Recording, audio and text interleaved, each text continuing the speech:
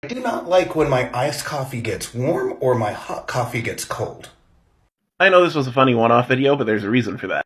Human beings cannot actually sense temperature, they can only sense changes in temperature. If you touch a book and a metal slab that are the exact same temperature, the metal slab is going to feel cooler. That's because metal absorbs temperature more readily than the paper of the book.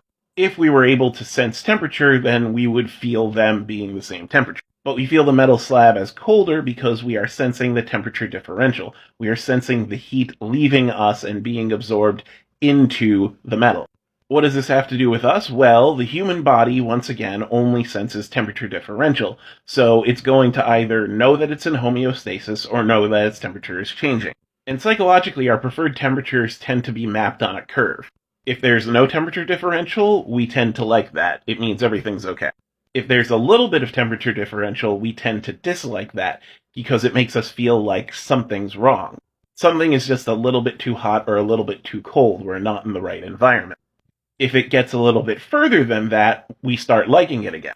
Because the temperature differential is now more extreme that it feels like we're purposefully regulating our temperature.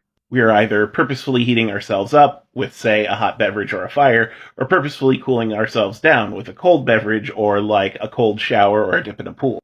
And then as you go even further, you start to get to temperatures that are uncomfortable, a way too hot day or a way too cold day.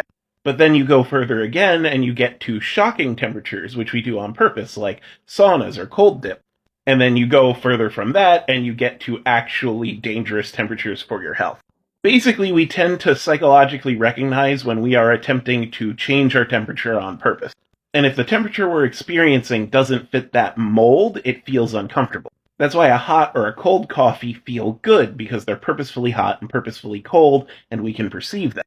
But a warm coffee feels weird, because we're perceiving the temperature as just slightly off. But again, we don't actually sense temperature, we only sense temperature differential. So a lukewarm coffee after you are outside in a freezing cold day can feel like bliss.